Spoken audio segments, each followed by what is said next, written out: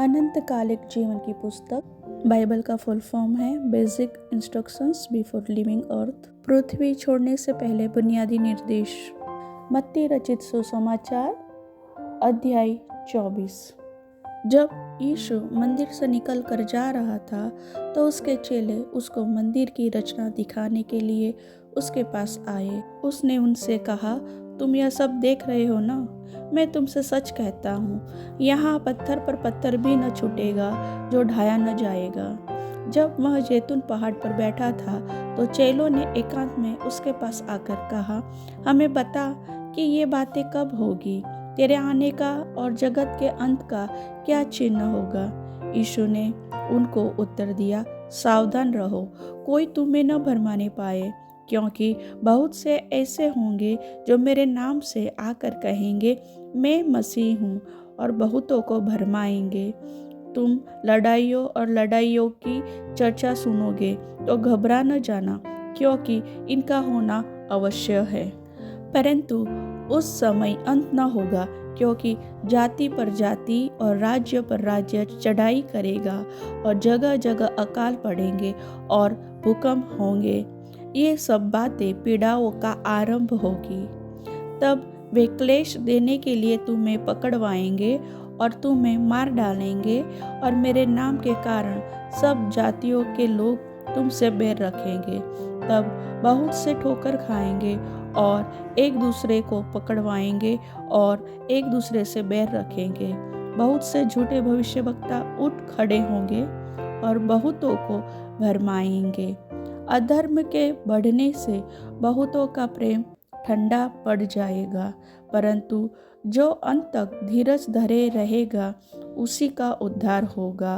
और राज्य का यह सुसमाचार सारे जगत में प्रचार किया जाएगा कि सब जातियों पर गवाही हो, तब अंत आ जाएगा।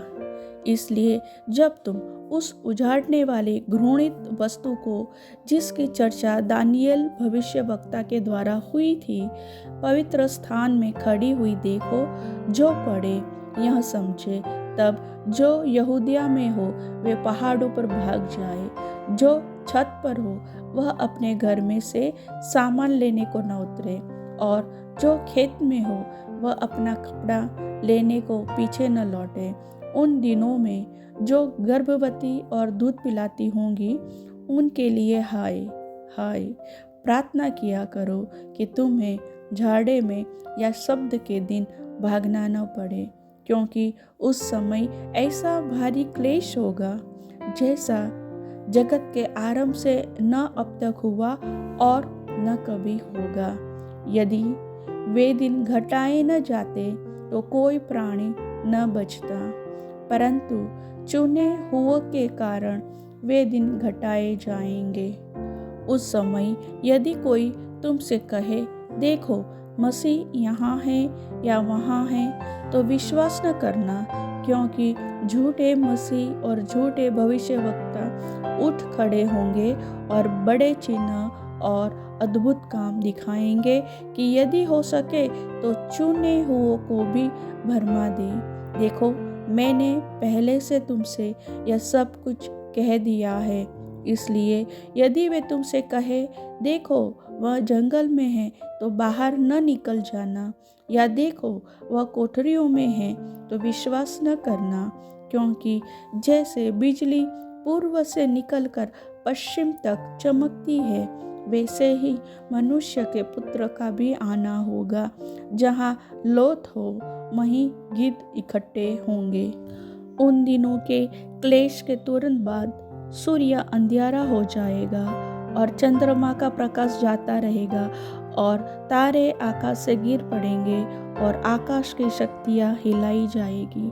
तब मनुष्य के पुत्र का चिन्ह आकाश में दिखाई देगा, और तब पृथ्वी के सब कुलों के लोग छाती पीटेंगे और मनुष्य के पुत्र को बड़ी सामर्थ्य और ऐश्वर्य के साथ आकाश के बादलों पर आते देखेंगे।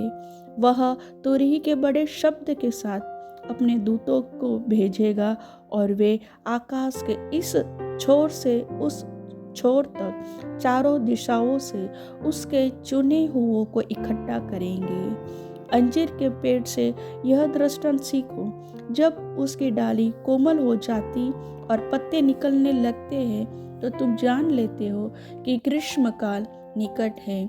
इसी रीति से जब तुम इन सब बातों को देखो तो जान लो कि वह निकट है, वरन द्वार ही पर है। मैं तुमसे सच कहता हूँ कि जब तक ये सब बातें पूरी न हो ले तब तक इस पीढ़ी का अंत नहीं होगा। आकाश और पृथ्वी टल जाएंगे, परंतु मेरी बातें कभी न टलेंगी। उस दिन और उस घड़ी के विषय में कोई नहीं जानता, न स्वर्ग के दूत और न पुत्र, परंतु केवल पिता। जैसे नूह के दिन थे वैसे ही मनुष्य के पुत्र का आना भी होगा। क्योंकि जैसे जल प्रलय से पहले के दिनों में जिस दिन तक कि नूह जहाज पर न चढ़ा, उस दिन तक लोग खाते पीते थे और उनमें विवाह होते थे, और जब तक जल प्रलय आकर उन सब को बहाना ले गया तब तक उनको कुछ भी मालूम न पड़ा। वैसे ही मनुष्य के पुत्र का आना भी होगा। उस समय 2 जन खेत में होंगे, एक ले लिया जाएगा, दूसरा छोड़ दिया जाएगा। 2 स्त्रियां चक्की पीसती रहेगी, एक ले ली जाएगी और दूसरी छोड़ दी जाएगी। इसलिए जागते रहो, क्योंकि तुम नहीं जानते कि तुम्हारा प्रभु किस दिन आएगा। परंतु यह जान लो कि यदि घर का स्वामी जानता होता कि चोर किस पहर आएगा तो जागता रहता और अपने घर में सेंध लगने न देता। इसलिए तुम भी तैयार रहो, क्योंकि जिस घड़ी के विषय में तुम सोचते भी नहीं हो उसी घड़ी मनुष्य का पुत्र आ जाएगा। अतः वह विश्वास योग्य और बुद्धिमान दास कौन है, जिसे स्वामी ने अपने नौकर चाकरों पर सरदार ठहराया कि समय पर उन्हें भोजन दे। धन्य है वह दास जिसे उसका स्वामी आकर ऐसा ही करते पाए। मैं तुमसे सच कहता हूँ, वह उसे अपनी सारी संपत्ति पर अधिकारी ठहराएगा। परंतु यदि वह दुष्ट दास सोचने लगे कि मेरे स्वामी के आने में देर है और अपने साथी दासों को पीटने लगे और पियक्कड़ों के साथ खाए पिए, तो उस दास का स्वामी ऐसे दिन आएगा जब वह उसकी बात जोता न हो, और ऐसी घड़ी जिसे वह न जानता हो, तब वह उसे भारी ताड़ना देगा और उसका भाग कपटियों के साथ ठहराएगा। वहाँ रोना और दांत पीसना होगा। परमेश्वर वचन के सुनने वाले सभी भाई बहनों का आशीष दे। आमीन।